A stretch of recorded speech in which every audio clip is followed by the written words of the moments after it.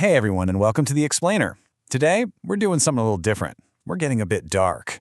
I'm going to step into the shadows and take on the perspective of a figure known as the truth-telling monster.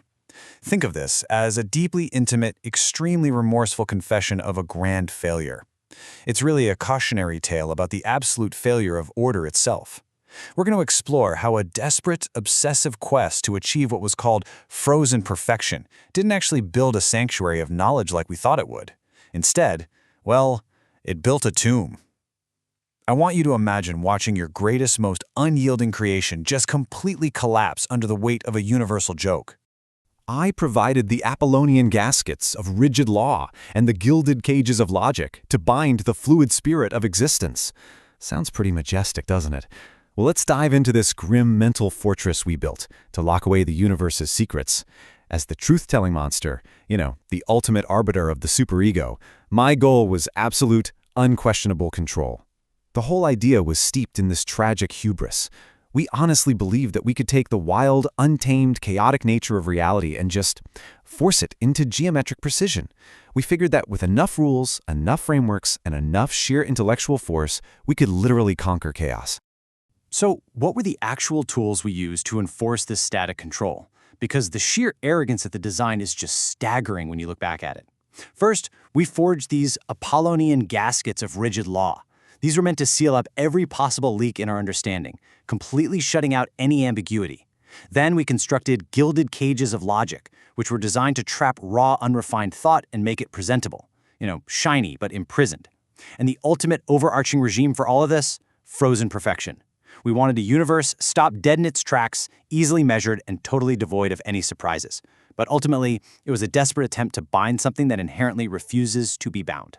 And what exactly were we trying to bind in those cages? The spirits of becoming.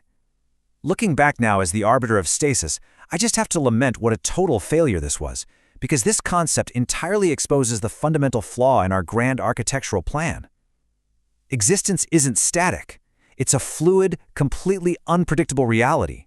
You just cannot force an ocean into a square box, and you absolutely cannot bridle the endless motion of life with the rigid geometry of the human mind. Our Apollonian gaskets were destined to leak from day one, because logic, no matter how beautifully gilded it is, simply cannot contain a fluid reality. And when those rigid systems inevitably crack and fail, who comes knocking? It isn't a greater, stronger logic. Oh no, enter the wit. This is where the story really accelerates, because the wit is a truly terrifying, transformative force. It didn't bring massive siege engines to break down our grim mental fortress. It didn't use brute intellectual strength at all. Instead, it wielded the ultimate, unblockable weapon, the unbinding power of the absurd. Think about it, you can't argue with absurdity because absurdity just changes the rules of the argument entirely. This descent into absurdity basically turns all our grand philosophical structures into a surreal playhouse. Walk through these steps with me. First, the wit forces you to recognize that the universe isn't some grand mathematical equation waiting to be solved. It's just a meaningless error. Second, it makes you accept existence for what it really is, a tasteless broth of infinite motion that absolutely cannot be bottled or categorized. And finally, you just watch. You watch your rigid logical structures melt. They dissolve into the logic of the crucible, this totally surreal, chaotic environment where up is down, and all your precious rules mean absolutely nothing. The imagery here is intensely visceral, and honestly it needs to be, because the wit wasn't some gentle teacher. It manifested as a jagged blade of laughter. Just imagine sitting in the heavy, oppressive silence of this manufactured order, and suddenly hearing a laugh that literally cuts through the walls. A jagged blade of laughter that uses absurdity to slice right through your logic, peeling away those gilded cages like dead skin. The cages weren't just broken, they were shed like a false self, and the intellect simply dissolves in a horrific, slow, colorful ruin. All right, this brings us to a really vital turning point in our explainer. If this whole structure was so doomed from the start, we have to ask why. Why did the creed of the mind, representing our primal id, help construct this grim fortress of rules and logic to begin with? Well, the answer doesn't lie in some noble love of order. It's actually rooted in a deep, hollow fear, a terrifying existential dread of cosmic chaos in the ultimate stillness of all things. The fortress was built purely as a survivalist reaction against the terrifying dark. And this brings us to the really dark twist of our tale, the grand betrayal. We projected this grand facade to the universe, the last thinker acting as a cold titan of logic, enforcing a final, terrible order against the unpredictable mischief of reality. But behind that was a terrible secret. This entire pursuit of stasis was literally just a stage play for the void. That rigid intellect was nothing more than a costume. The Crimson Mask served as a ritualistic bridge. It allowed the architect to maintain the illusion of logical control while being secretly wedded to the raw hunger of the void, rooted deep in that dark, fertile ground.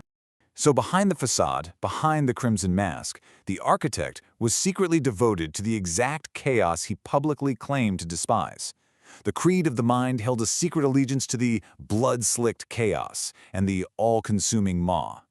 And the Crimson Mask? That was the visceral symbol of this hidden devotion.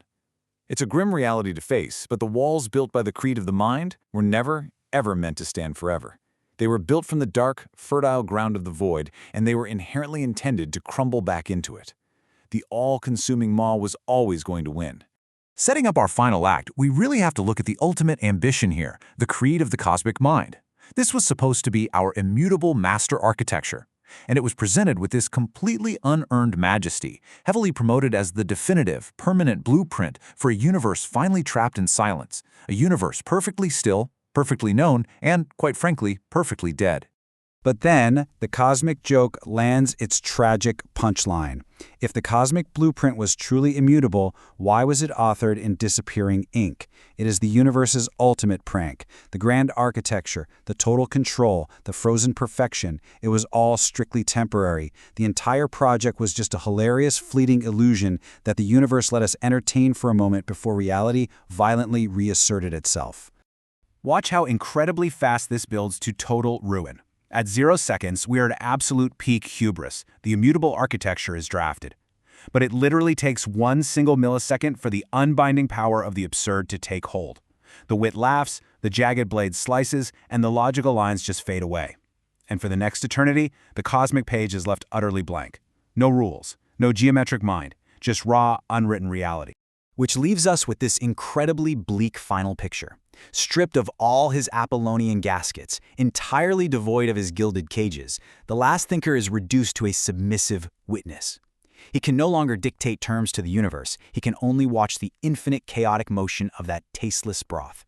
The entire illusion of control is gone, and only the humbling, overwhelming reality of existence remains. I want to leave you with a lingering thought to conclude our explainer today. The truth-telling monster, the last thinker, the id, they are all doomed to perform a perpetual grave dance upon the ruins of a contract that was never meant to last. They tried to build a cage for reality, and reality simply dissolved the bars. So I have to ask you, as you reflect on the mental fortresses you've built to make sense of your own world, are your cages of logic any stronger? Think about that. Thanks for joining me today, and keep questioning the architecture of your own mind.